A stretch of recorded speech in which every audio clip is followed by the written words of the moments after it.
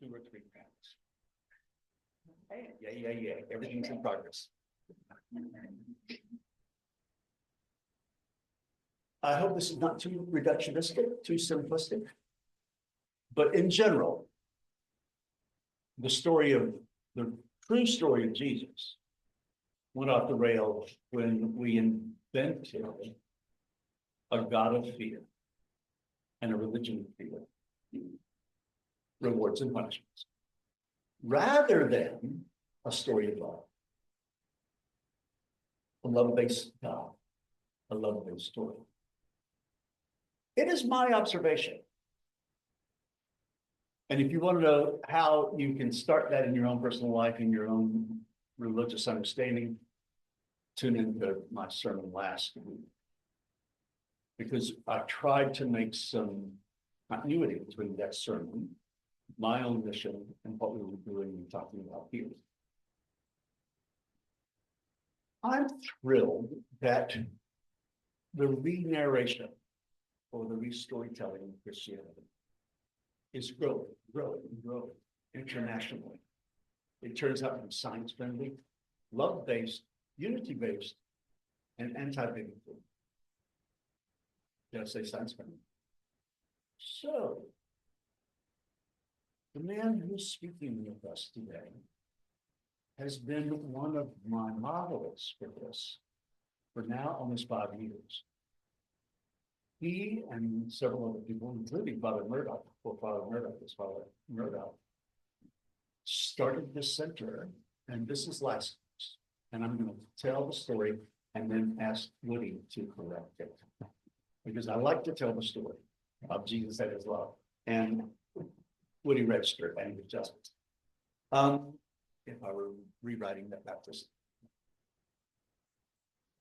But a group of people at Sewanee looked at the documents and found out that slaveholding was part and parcel of the raison d'etre of starting the University of the South. And we unearthed that last week with some mighty fine documents, and you can find those documents. This is the view. Those of you who have a passion about this business, you can go to Sewanee and their website, the Roberson Center. Roberson Project. Roberson Project. That's accurate. And all these documents, including very courageous statement of regents saying, we're disassociating with that slaveholding thing and the lost cause story and. So I thought we did the threshold step last week of how to change your story. The threshold step, I think, is telling the story, telling the truth, getting the facts right. And now, maybe, arguably, even more challenging is once you've told the story correctly, there's some reckoning to do, and there's some repair to do. So those 2 steps are what we're going to talk with this beloved professor about. Murdoch, I invited you to come up. Do you want not to come and sit with us, or are you okay with that? Okay. I love. Yeah, that's great. I love the way you affirm. Woody, welcome back. I'm so glad you're here. Thank you for last week. Tell the story of reckoning and repair, please, sir. Well, first, thank you for having me back.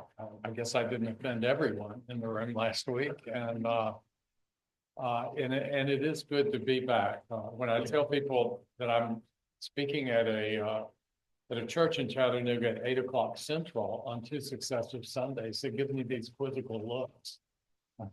Really? How much are they paying you? I say, Thousands. That's really so it is good to be back. What Father Ed was saying about changing stories or changing narratives and the currently used vocabulary.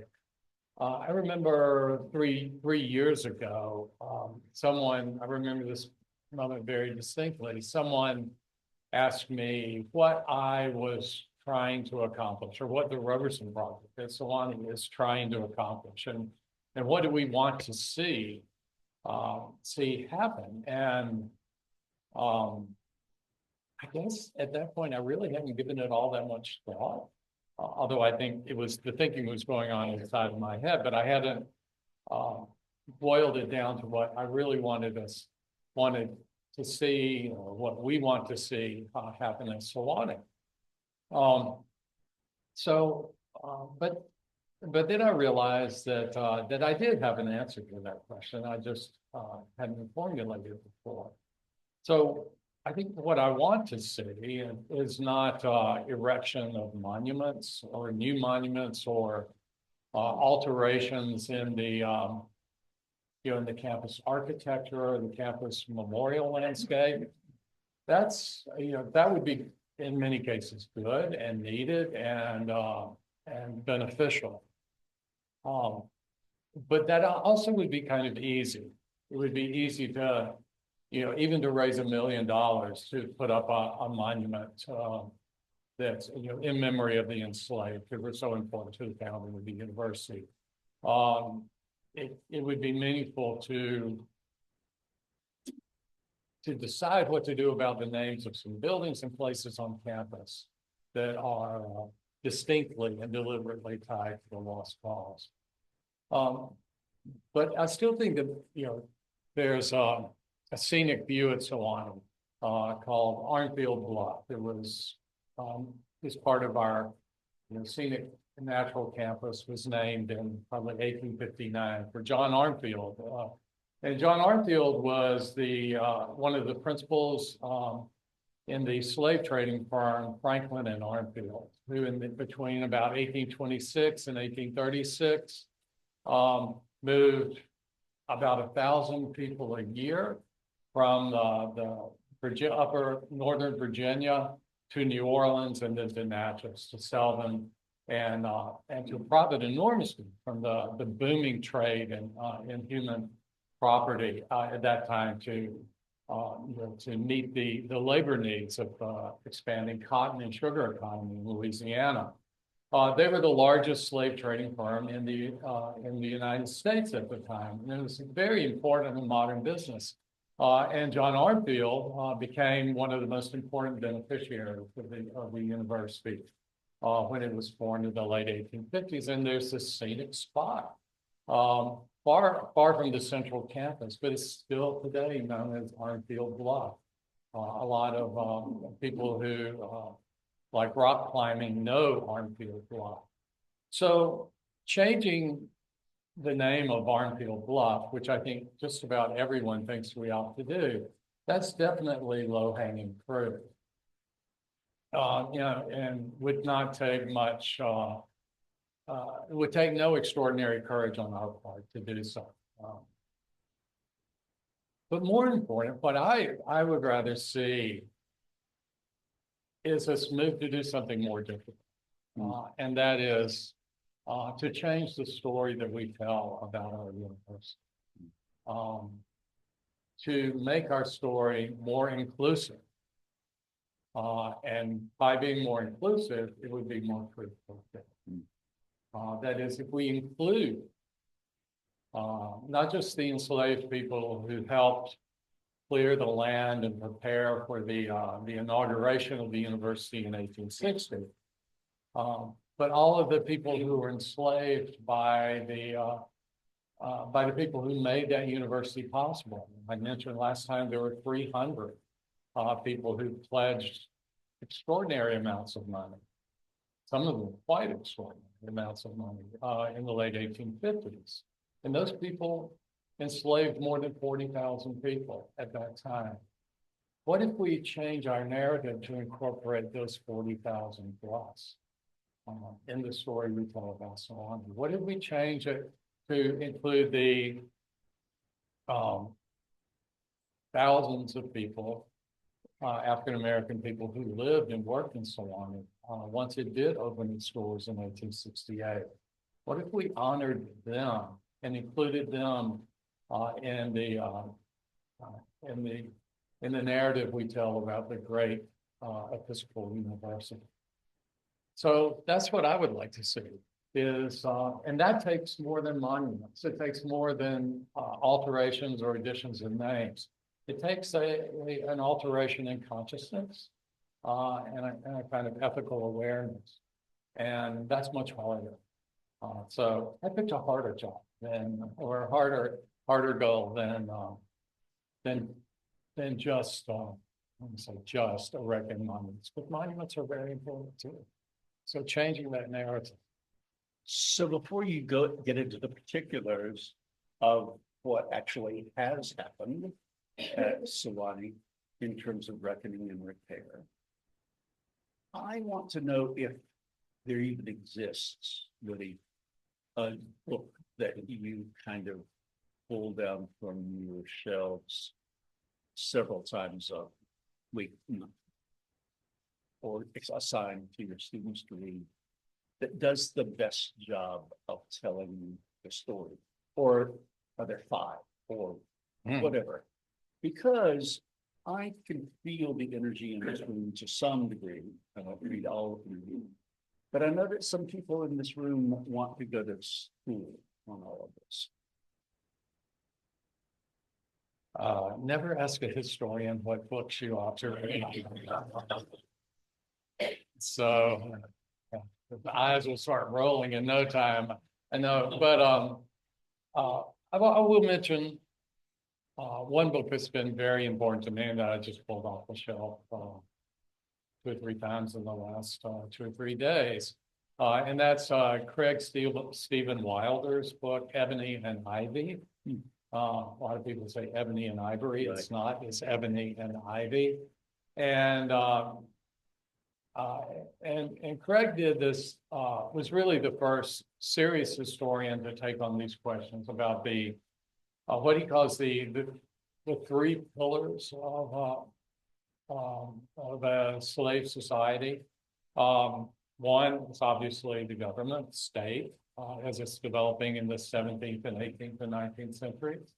The other is the church, the importance of churches in the Western Hemisphere and in Europe to the infrastructure and the ideology supporting slavery. But the third pillar, and the one that Craig added, was academia. Colleges and universities and other schools in the Caribbean, and then in what eventually becomes the United States on the Atlantic seaboard of the North American continent. And so this book is a history of higher education and slavery. It's a little bit of a dense book, but but even the introduction, which is quite short, lays out the case for the need to understand the interworkings of the state, the churches, and the history of the higher education. So we brought Wilder to Sewanee during our first year to give a talk. He mentions Sewanee and its history very briefly a couple of times. He's much more interested in Harvard and Yale and that kind of business. Not surprisingly, but we are part of this story, and I think also, if I may weirdly boast a little bit, we're an underappreciated dimension of this story, which is part of the case I've been making. So, so start with that, and that'll keep you busy, and then write me, and I'll tell you more. I mean, I also mentioned that if you go to our website, robersonproject.sewanee.edu, there's a link to the blog that we have published in and written about our history. And I would recommend reading through that. We cover a wide variety of topics, and I've been working on a blog, a new blog entry this past week. So that's a good way to see how Sewanee's history intersects or is a part of this history of those three pillars. Thank you.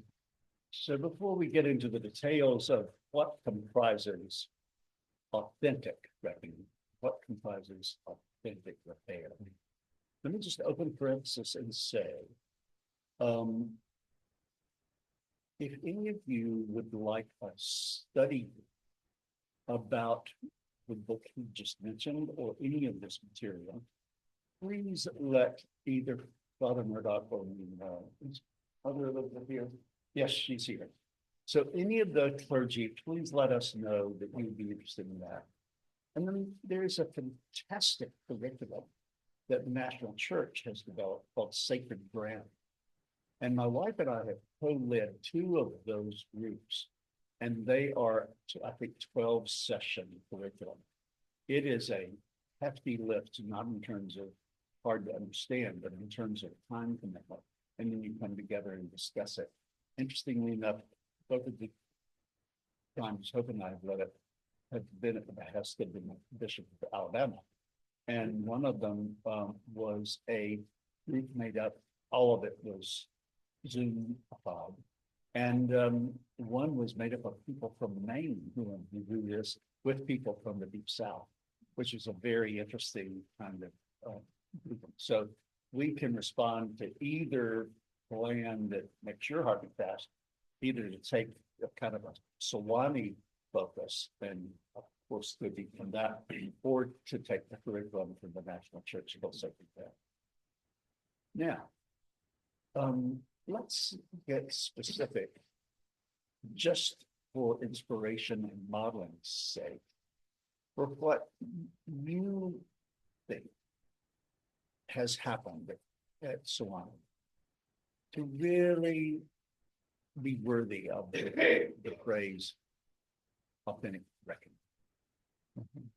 And then we'll get into repair, because they need to be distinguished, I think, here, and they're related. Well, one other book I'll just quickly mention, David Blythe has just, the historian David Blythe has just published in the last several months a history of slavery at Yale.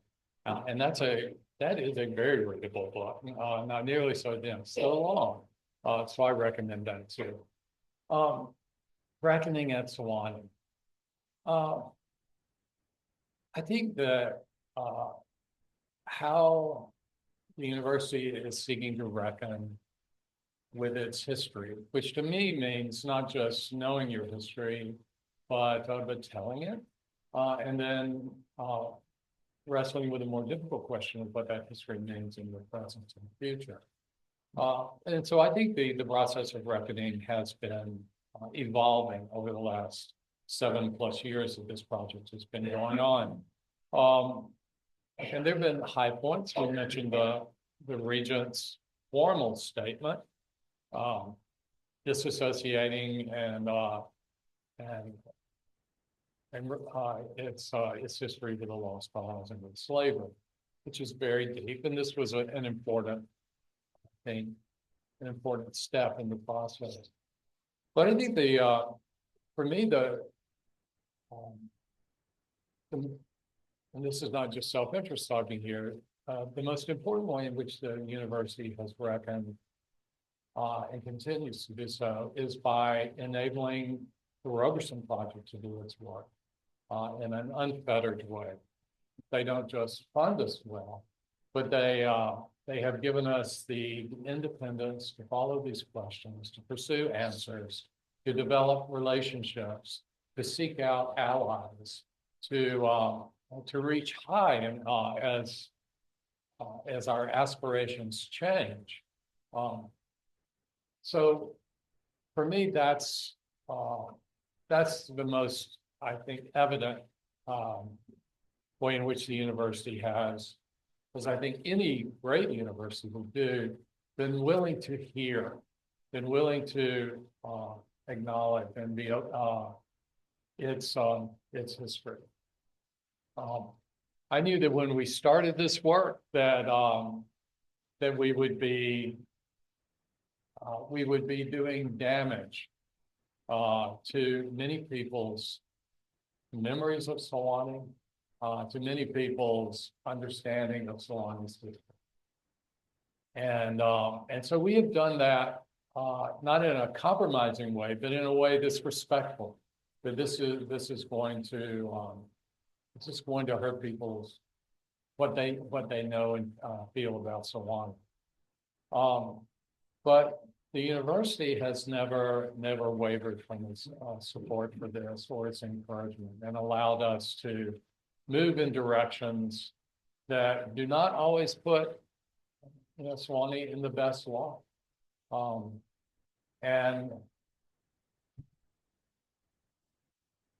But I think that, especially, I've had many people tell me that when they hear the history that we tell for the first time, they thought, this place is not for me.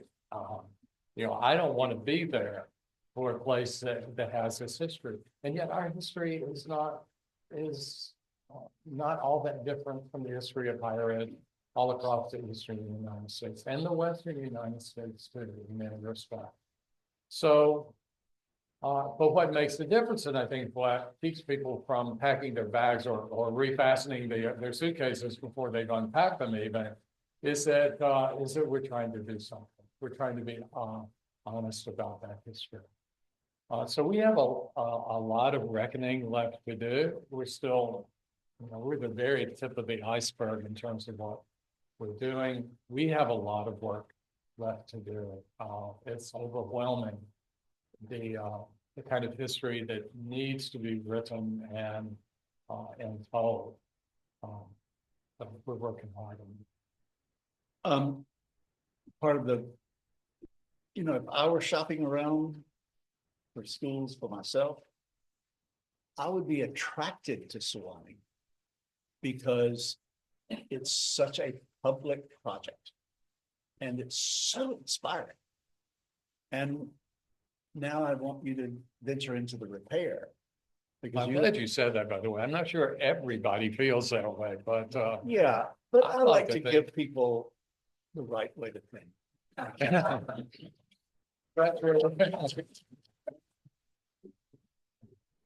They're laughing knowingly, aren't they? And they are. And as Roar says, an alternative orthodoxy. The repair stuff is so complicated, multifaceted, layered. Just give us a taste of that, please. Well, so early on in the Roberson Project history of Sewanee, we knew that the question of reparations had to be something that we addressed, or that we brought to our campus.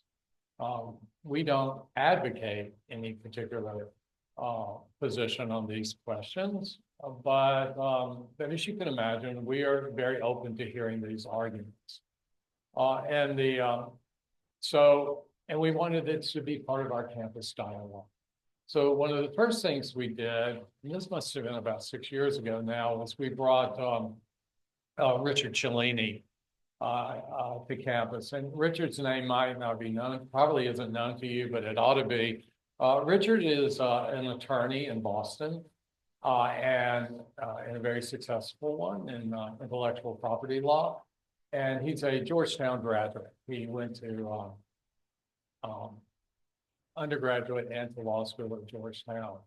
And when Georgetown made its initial official statements about its history with slavery, you may know, in 1838, the Jesuits in Maryland sold 362, I think is the number, sorry, I'm a little vague on that, enslaved people whom they owned in order to get some quick cash to stave off what seemed to be the impending bankruptcy of Georgetown College at the time. And it sold all of these enslaved people to Louisiana, and principally to one man, Henry Johnson. And that's what caught my attention when I first read about this. Oh, Henry Johnson. I know Henry Johnson. He actually gave $25,000 to the University of the South in 1858. As he was one of the largest donors. He was a powerful planter, he'd been governor in Louisiana. And I thought, oh, so that means that Georgetown's history is our history in a way. That is, that sale must have been instrumental in a very important way in Johnson's ability to give $25,000 to the University of the South. So I reached out to Richard, who at the time had nothing to do officially with Georgetown. He was just a very loyal alum. And but he was the head of what's called the Georgetown Memory Fund. Because when Georgetown made its first statements, public statements and official statements about this transaction and admitting to it and repenting for it, the line that they were telling everyone was that the GU 272, all of these people had died within a generation from the exposure to the harsh environmental climate and disease climate of Louisiana.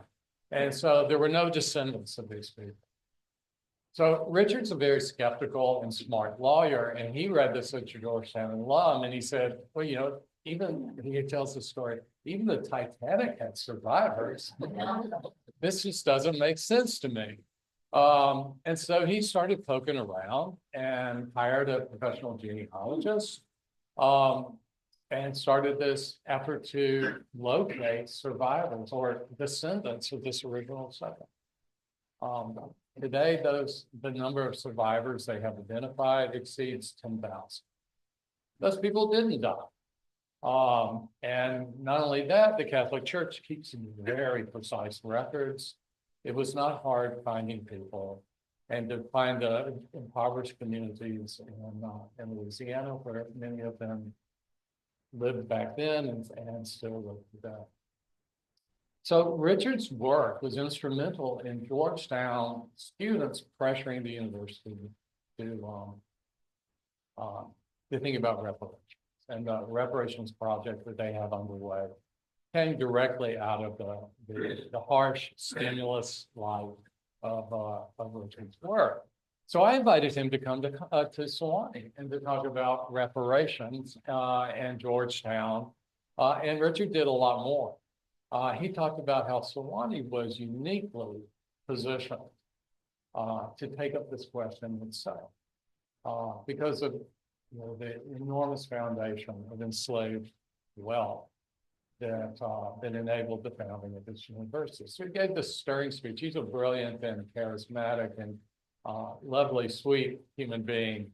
And he gave this speech or this talk that told us not only that we should do it, but how we could do it.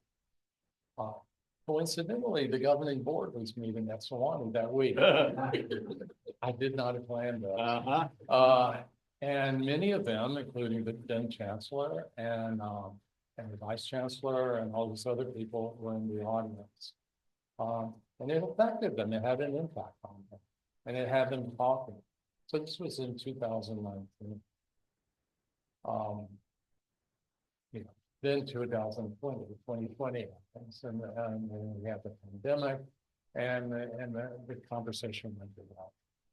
So, but the idea didn't. And so our thought has been that the big topic of reparation, whether it's our university taking up that, or our university being part of a coalition that pushes for a national program of reparations for slavery. That just seemed too big. And we at Sewanee, we've had a little irregularity in our leadership of late. Things have settled down now, very well, in fact. So we began talking about, well, what if we set aside the question of reparations, as important as it is, and think about repair instead? How might we identify places where we could enter into reparative partnerships that make a difference in the lives of regions where those, our founders enslaved, lived or have, continued to live. And that includes our town and so on. So we began to think about repair in terms of our local African-American community dwindled as much as it has dwindled in Sewanee. There are still many, many people who claim a legacy membership of our community. And then those people who were part of that 40,000, 40 plus thousand who are in this world.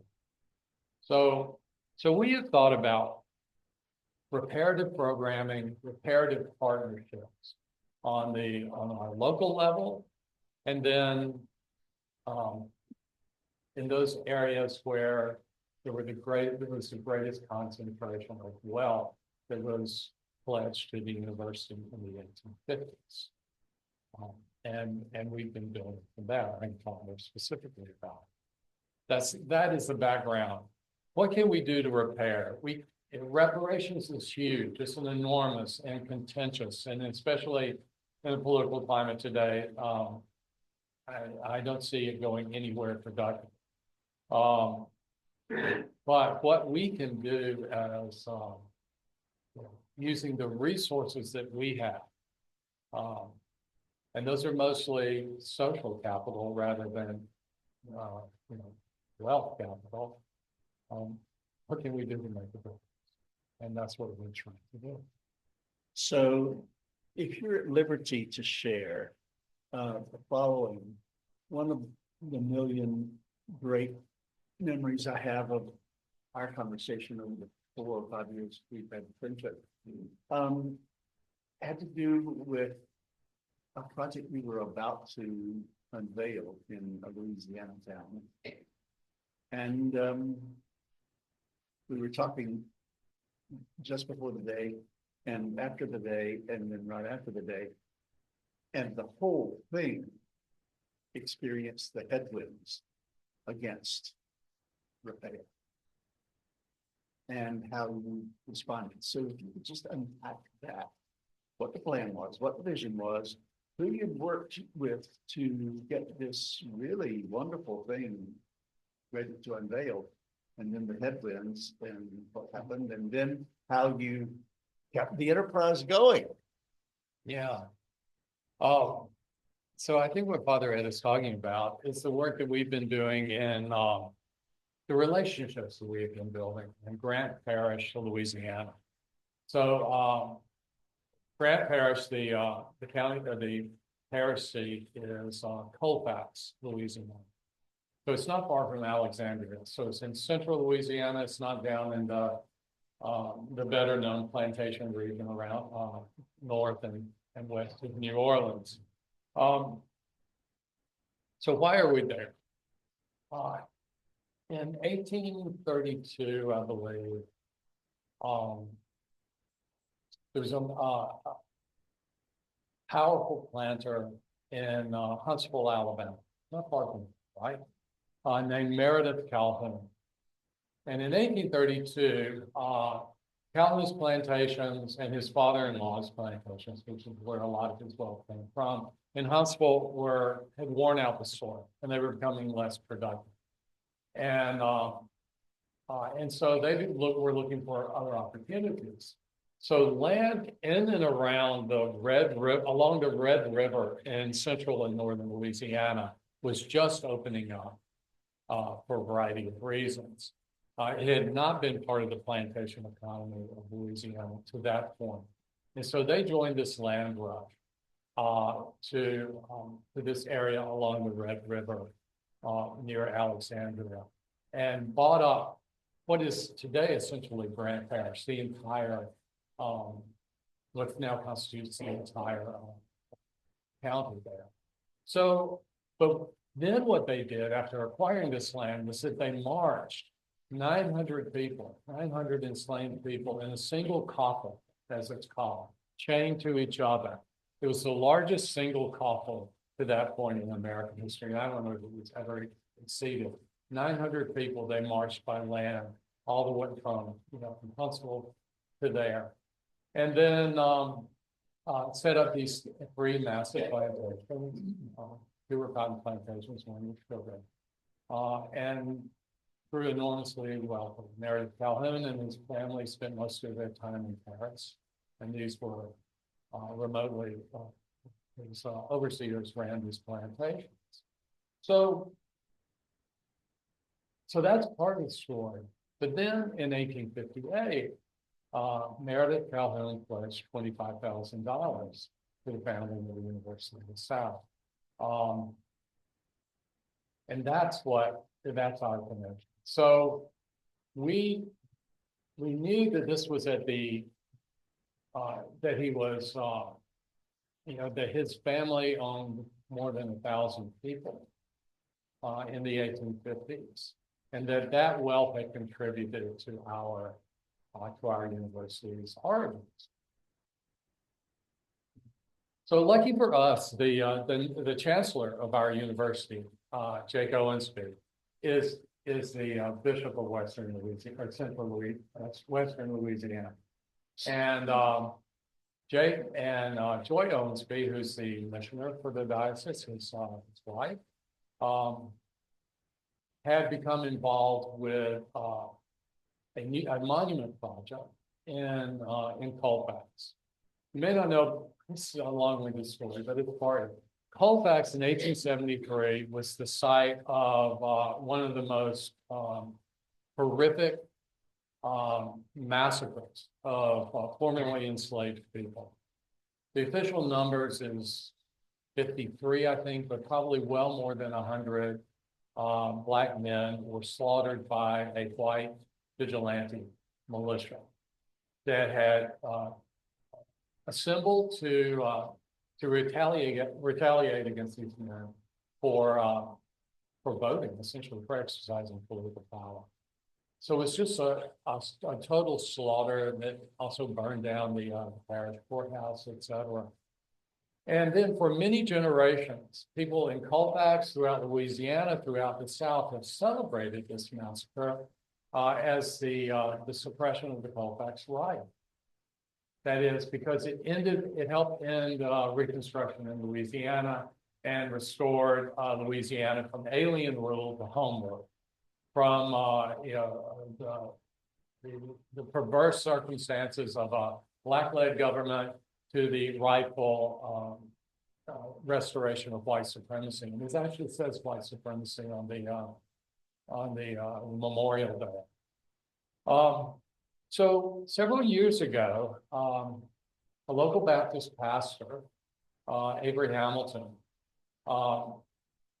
and a local a man who had grown up in the area, a white man who had grown up in the area, now lives in Houston, Dean Woods, separately began to address this injustice that this massacre had been called a celebrated restoration of white supremacy.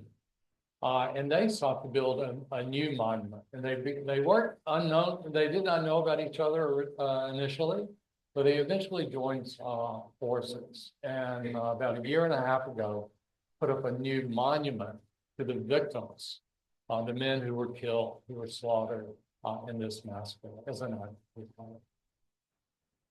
And they became very close friends in the process.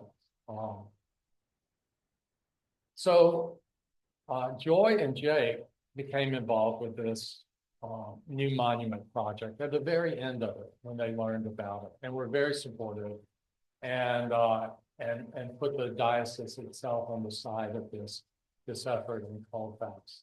And then they introduced us together because Avery Hamilton, the Black pastor, was not only a direct descendant of the first man murdered in the massacre, but that man had been enslaved by Meredith Calhoun, who had given $25,000 and pledged $25,000 to our university.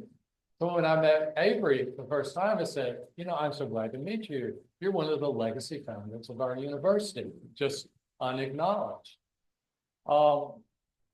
So this was our, this led to a kind of invitation for us um, to go to Grant Parish, to spend time there, to meet the people, to go to church at Avery's church, to eat with them, to play with them, to develop a relationship with them, and then to ask. We are, say, we are here because our university owes its existence to some extent, so there's a direct tie to the history of this community. What can we do to help you? So we didn't go down there with the idea that we had with the savior complex, or that we had ideas or resources that could help them out in a very poor part of Louisiana. We went down there instead with the attitude of tell us what you need and let us listen to you, and then we'll see what we can do by working with you to help you out or to help you go where you want to go. So the monument was already up, so they were not looking for a new monument or a better, bigger monument, but they were concerned about the state of education, public education in this community. And so they asked us if we could help, especially with the failing elementary school, officially failing elementary school in the town. So we said, I don't know, let's talk about this. Yeah, we don't have a lot of money. And this is a high need little school. So, so I have a friend who's also a Sewanee graduate named Linda Mays. And Linda is a medical doctor, and she directs the Child Study Center at Yale's medical school. Mm-hmm. And Linda and I had already been in conversation, and I thought, well, I wonder whether I just might tell Linda this story and see if she has any ideas. And of course, she immediately did. And so she put the primary educational resources of the Yale Medical School in touch with the people in Colfax. So we began linking up the school superintendent there with some of the programs and the philanthropies that are affiliated with the Yale Medical School. And so Avery and Dean and the school superintendent were thrilled about it. So they began planning a reading intervention program, because the reading levels were way below standard there.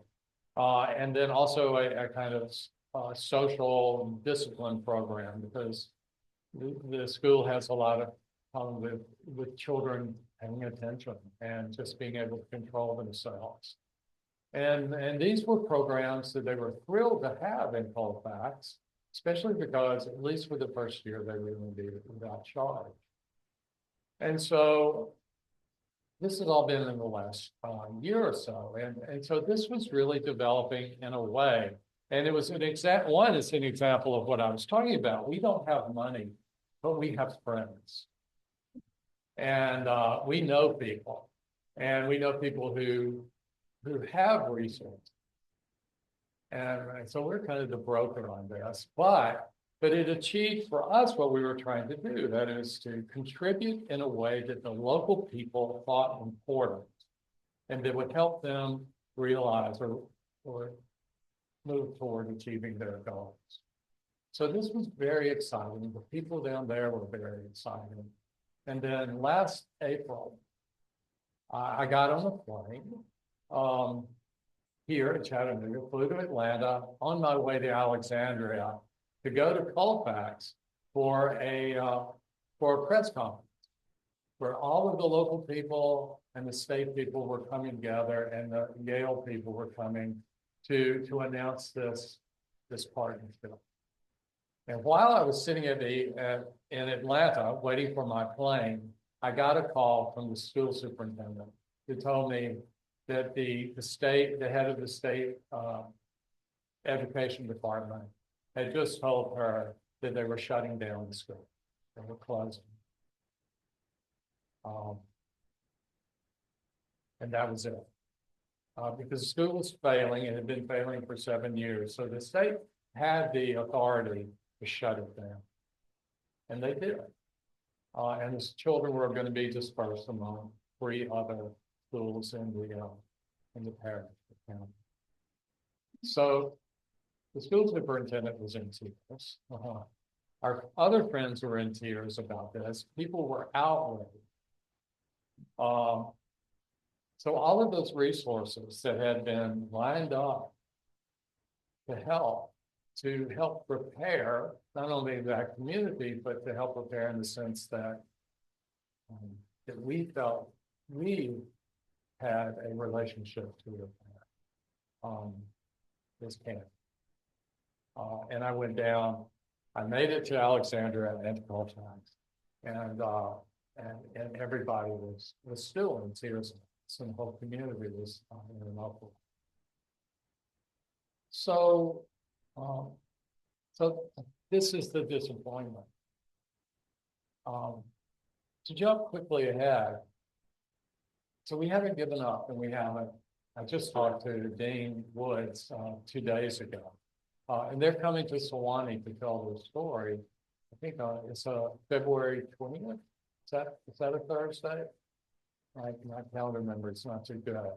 They're going to do a public presentation on the story of the memorial and what they're doing today. We'd love for you all to come. It will be at 7 Central at 9. That would be 8 Eastern, by the way. You gave that hour back or whatever. It's like that. But we want them to come to Sewanee and tell their story of courage and faith and friendship across the color line. They're an improbable friendship. Dean's a successful businessman. He flies his own plane every winter. Avery's in the struggling Baptist church in Colfax. They were not meant even to know each other, much less to be friends. So there's a story of repair and friendship across the racial divide in a way it's a story of healing and reckoning. Because Dean's ancestor, he's a direct descendant of one of the militia leaders. And that's why he became involved. So what were we to do? Well, one, we've got a number of things in the pot right now, but I think the most encouraging one, even though it's small, but it's not small to them, is I have a friend whom I met through the Sewanee Writers Conference and the Sewanee Young Writers Conference, who writes children's books.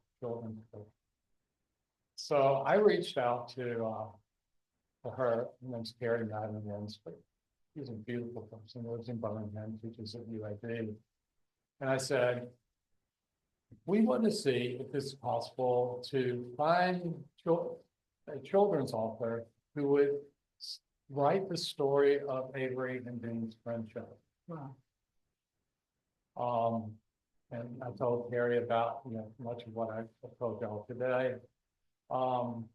And Carrie put us in touch with 2 children's authors. I can't say who they are yet. And they jumped on this subject. And they met Avery and Dean. Come up to the present. There's a manuscript now being circulated among publishers that they have produced about the story of their friendship and the story of the memorial they built. It's hard history it's going to be a picture book for 2nd, 3rd, and 4th graders, essentially. But Avery and Dean want to give something to that community that starts at the childhood level. and helps children from that community see that they are descended from an important history, a history that matters. That they don't live in just this dumpy little dying town. It's a struggling town, but they see it as a hopeless place. But they want them to know this history of resistance and violence and perseverance. And that's their gift to the children. And I think it's a story that many more than just the children of Halifax need, but they need it. So we have helped make this happen. And I'm confident that it's going to be published. But that's what I mean too about acts of repair. You know, the state, what's the appropriate vocabulary here, did us bad. Maybe it would have made a difference if the governorship had not changed in Louisiana recently. Maybe not. I mean, the school was technically, according to the law, failing.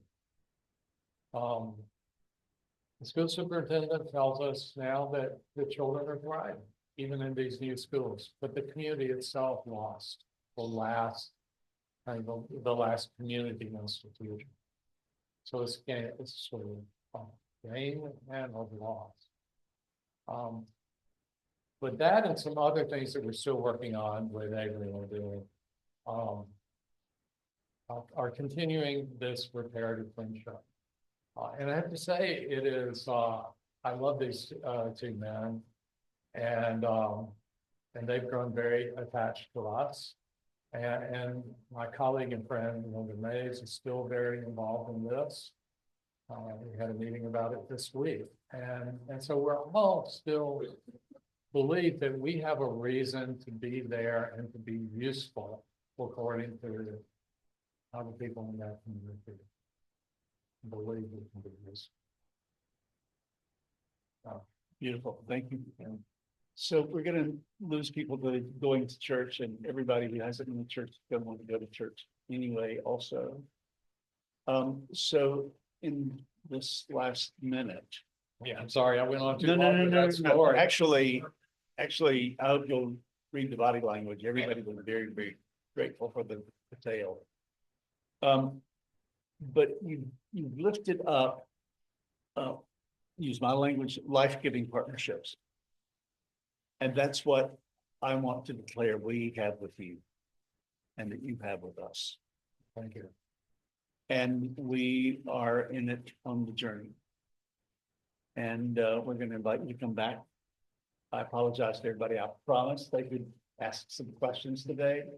I was tempted to, at one point or another, say, thanks, Woody, wrap it up. We got some questions. The story was too important.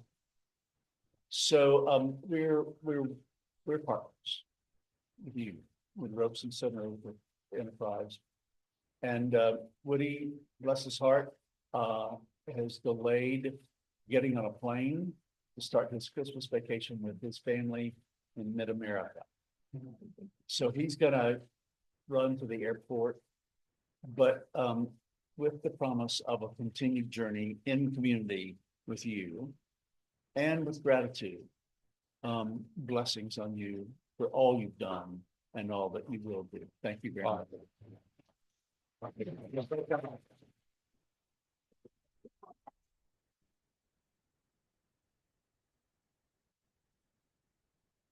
These, when I talk about God being born in humble, surprising corners in a barn with sinners and animals and all that kind of stuff, that's a metaphor for what we're talking about here. So we'll continue to celebrate the nativity with you. Thank you. Thank you. Thank you all.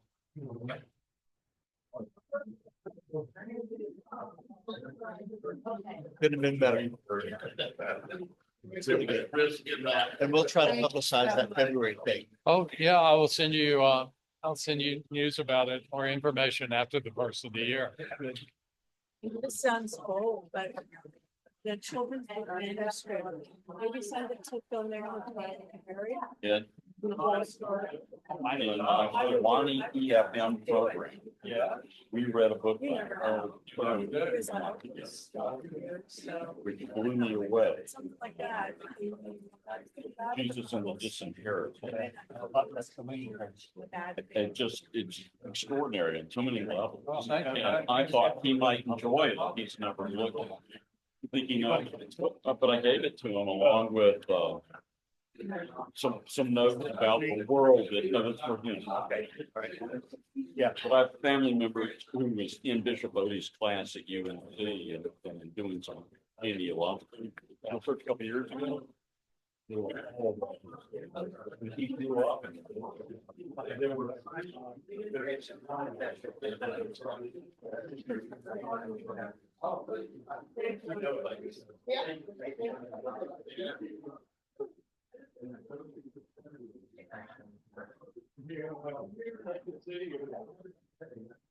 Yeah. Yeah. That looks a great place.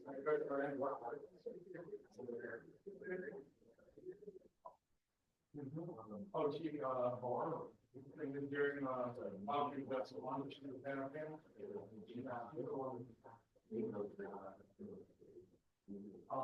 yes, she recently changed. I remember when she did.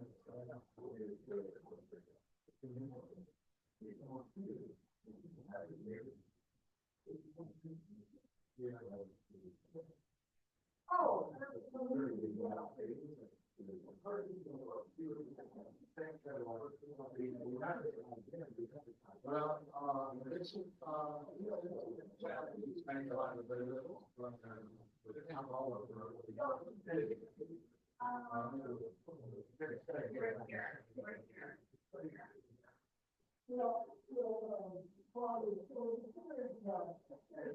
They said, exactly how long.